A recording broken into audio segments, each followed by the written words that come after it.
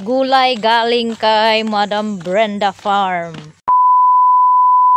Eto guys, ako ay bababa ng bayan dahil bibili po ako ng ingredients para sa aking lulutuing pandesal bukas, no. Subok tayong magluto ng pandesal, baka pwede po tayong magluto ng pandesal sa kaldero na ano, no. Meron kami butas doon na kaldero, wala kami oven, pero kaldero yung gamitin natin bukas sa pagluto. Napanood ko po yung video na yan sa Facebook, kaya subukan ko rin. Malay natin nagawa nga nila, paano pa kaya tayo, 'di ba? Tapos, bibili po ako ng ingredients para sa lulutuin kong pansit dahil mag-recipe po tayo ng pansit dahil request po ni Papa Bear na magluto ng pansit. Gusto niya kumain ng pansit pero wala man siya dito. So, magluto na lang ako at ipakita ko sa kanya na kaya ko magluto ng pansit para sa kanya. So, eto, umulan na dahil kakatapos ko lang mag-repack ng tuyo. Katatapos ko lang mag-repack, meron na akong halin na 40 pesos, no, sa tong mangsi nga dagko. So grabe jud kada ko ang ginansya sa taga merkado, no, kay ang ilang baligya is tag 50 ang pack. Tapos mura man lang yung ano, mangsi ba yun? So magantay tayo, maglakad-lakad na lang muna tayo. Maglakad-lakad na muna si ako kasi wala pang tri-cab at hindi rin ako pwede mag-ano ng habal-habal, magpahatid kasi ulan na. Kaya nagpayong-payong tayo. Andito lang pala yung payong ko.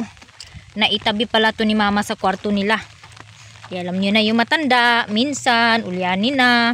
Kaya ayun. Kita niya, saka pa niya naalala na nasa kwarto niya. Tapos, tiningnan ko po yung tinanim ko na talong kanina. Tiningnan ko kung tumubo na ba yung talong. Wala pa akong nakita na sumibol doon sa mga talong na tinanim ko, guys. Hindi ko alam kung tutubo pa ba yun or wala na. Kasi 3 days na yata ngayon mula nang tinanim ko. Sana bukas mayroon ng sumibol doon, no, at tumubo man lang kahit ilang piraso lang ng talong magtubo, no. Kasi isang pack yung tinanim ko, wala pa akong nakita na tumubo. Ako ng sibuyas ako, Gi. Isa lang. Pili lang dam. Ay nagpili ko nang ihigurong dako kadak Uy, na ay music. Nya, ayun ang ahos kinadaghan ahos. Atsal gamay di. Atsal gamay. Atsal di ko ra pili kay murag video. May pila na. Kana ra ko apling diara pa na koy butang gamay ha. Asa man na ko itungtong ni akong di kuan kaya sabi magpalita, bili tayo ng condense. Unsay condense ninyo na gi tagpila ala durin walay jersey more ni tanan niyo condense dani unsay pila ning kaubil ging Aupling 46 pisong ano hindi ako nito dalawa kasi gagawa na naman ako ng munchkin, guys, dahil naubos yung munchkin ko kahapon. Ace biscuit na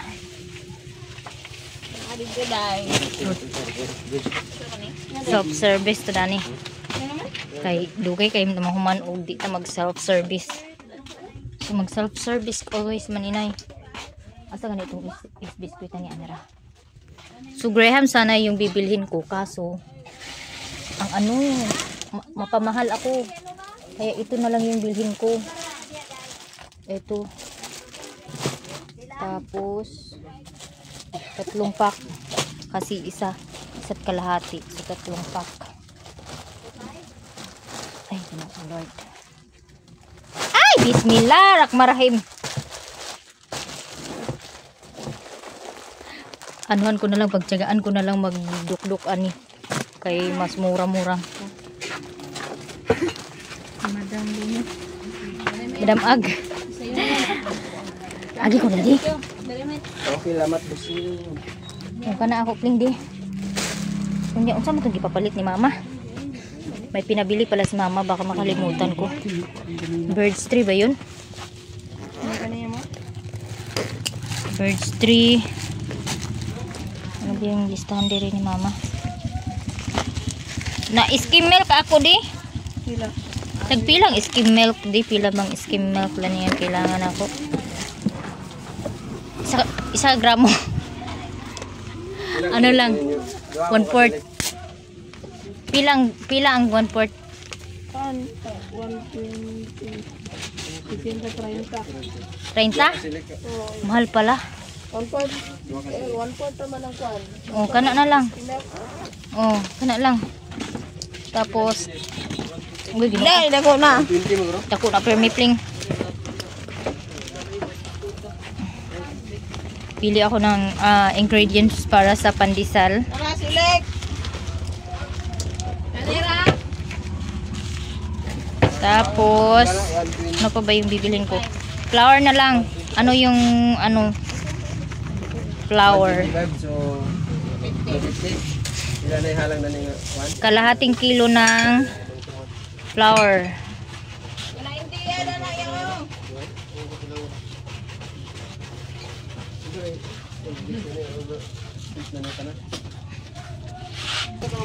Yes, nanay skim milk. Yes na lang. Margarine, meron na ako dun sa bahay. Flour, tunga sa kilo. Yes, ako busing de. No, yes, no, yes. So nakabili na ako and then ito pinapak na po ng tindera yung aking mga pinamili. Dai apil og kuda ni akong payong da dai. Ha? Oh, ulan. Nya kay aglisod naman ko. A few moments later.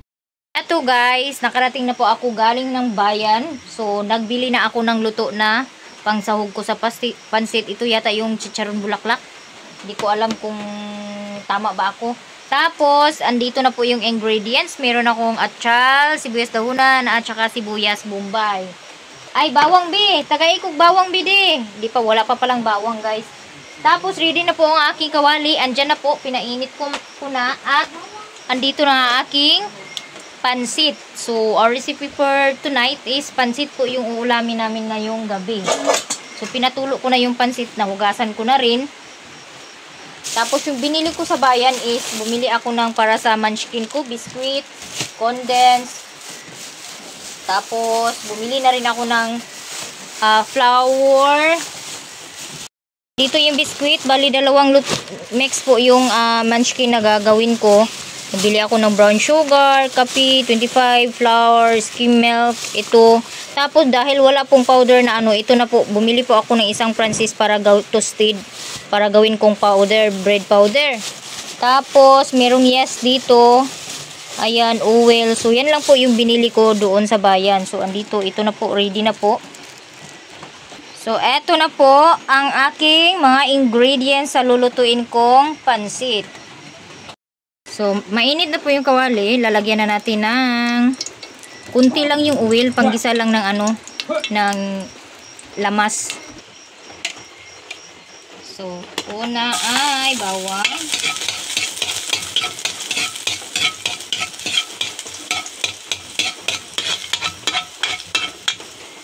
Sunod ay onion.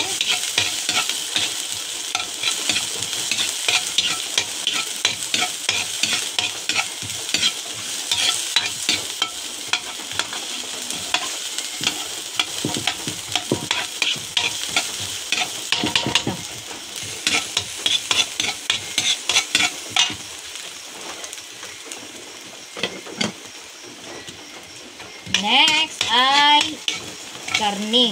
Yan. Luto na talaga yung binili ko para hindi na matagalan sa pagluto ng pansit. Pareho din karne, di ba? Pang lang, pang palasa lang naman, pang decoration, pang bulaklak lang naman ang pansit. So, wag na natin patarangin guys. Isunod na natin yung pansit, pampahaba ng buhay.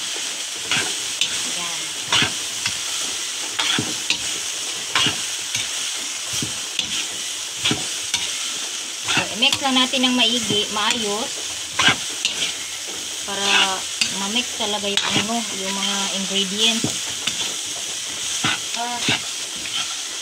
Okay, kuan, magic. Tapos, ang gagawin natin, hindi natin lagyan ng sabaw na tubig para hindi malata po yung ating pansit. Ang gagawin natin ay lagyan natin ng oil. Oil po yung panluto natin dito sa ayan. Dahil luto na po yung karne, siyempre, lagyan natin ng ano, maraming oil para hindi siya magdikit sa kawali yung pansit.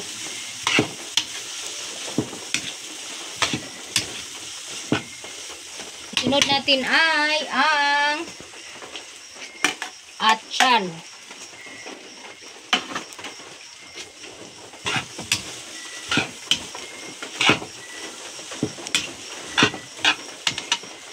Palayo gamay bigan, makuha ko bin. Next ay lagyan natin ng kunting tuyo. Kunti pero marami guys. Ayan, nagkakulay na ang ating pansit.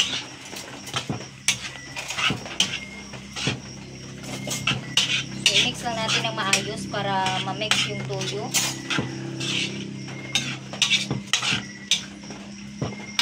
Dolby. So, eto na guys. Ganito na po yung itsura. May kulay na po. Hindi na po namumutla yung ating pansit. Nagkakulay na po siya. Ay, sorry. Gutom na talaga si Maninay at binilisan na. Nagambakan, nagsitalunan na yung mga pansit. Tapos, lagyan natin ng magic syrup. So, ayan, nalagyan ko na yan ng magic syrup. Nag-run out ang sipon. Biglang nag-collapse ang ilaw. Tapos, ihalo ko na yung sibuyas dahunan. Malayo ba? Ipilang po. Halo-haloin ng konti. Ayan, para ma-mix yung ating ingredients. Dahil ingredients lang po yung nagpapaano nito. Mapangganda ng ating pansit. O, diba? O, Dolby. Eto na. So, yummy. O, luto na yan. Hindi na yan kailangan tagalan pa ng luto. Kay, ano naman yan? Charang! Pansit. Tapos, lipat natin dito. Tapos, mag-share tayo ng blessing sa kapitbahay. What? Pila ko din. Ouch. Mag-share tayo ng ulam. Kasi marami Ako atag ma.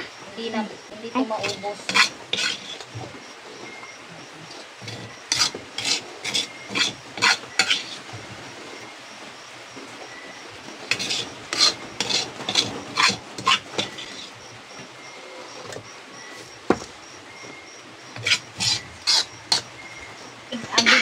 Eto na guys, tapos na po akong magluto ng aking recipe na pansit. So mag-share po tayo ng blessing. Sa di ito sa video andi. Eto guys, mag-share na po tayo ng blessing na pansit. So bigyan ko si Auntie Iba ng pansit dahil marami po ito. Tapos lagyan natin ng palamuti.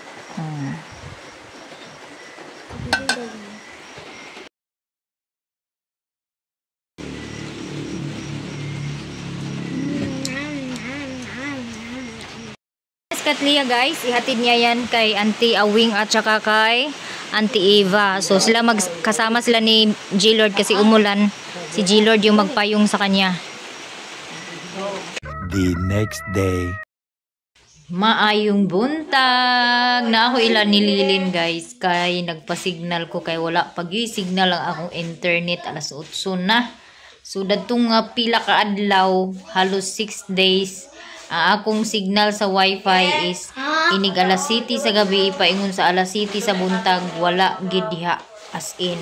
Tapos pag abot sa alas 7 kapin, paingon sa alas 7 pud sa gabi mo na ay signal. So maglibog ko nganong akong signal ingon ana ug moingon sila nga ang akong adapter sa akong wifi router daot kay nganong mo signal man siya og adlawan unya og gabi wala. Mura pag binuang nga style ba nga kay kung magdaot ang adapter daot jud siya dili gid siya mo signal bisag adlaw unya ang katingalahan kay nganong mo signal siya og adlaw mo nagkakaproblema ko sayo pa kay sa buntag na ana ko ilang lilin kay magpa-signal kinahanglan nato nga kuan konekta no kay mag-worried baya pud ta kay nganong ang naandan sa una nga kuan na ay connection so magkalit lang wala na ako ilalilin ka ay si Saksak pala nanilhing si Saksak sa ilang kuan ilahang sala ni Lilin butana magkay ni Saksak uy napasak wala na tarong sak nagbalik sak nasak o diba pagkabuutan na lang nga bata gyud sugo siya sa iyang ati pagpanilhig o kay ang iyang ati na apoy gitrabaho kay busy man pud ang uban mga tao o diba kayahay na lang sa mga bata nga kabalo manilhig masugo og silhig mo nang ang mga bata gid kinahanglan anaron gid sa gamay pa nga sugo-sugoon kay aron maanad sila nga sa ilang pagdako dili na sila magsukol-sukol og sugoon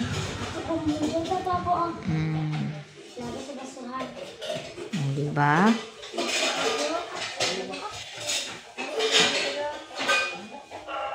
at least gatry siya og kuan gatry siya og kanang gatry siya gid og kanang silhig bahalag dili kay matarong basta kay nagsilhig siya arsahon pud niya ang mga kilid-kilid di ba iyara nang kabubuton nga magkuan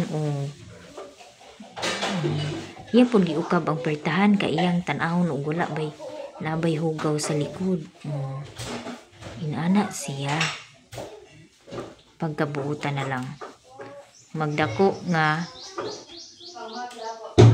madlokon sa Dios o magtabang sa ginikanan luoy kayo ang bata nga walay ginikanan gid kaayo ang bata nga wala diha mama mo atiman sa iyang pagdako kay ngano unya nagdepende po dayon pud sa nabilin sa iyaha kung saon siya pag-treat kay kana ang mga bata kinahanglan ipasabot gid permi nga wala diha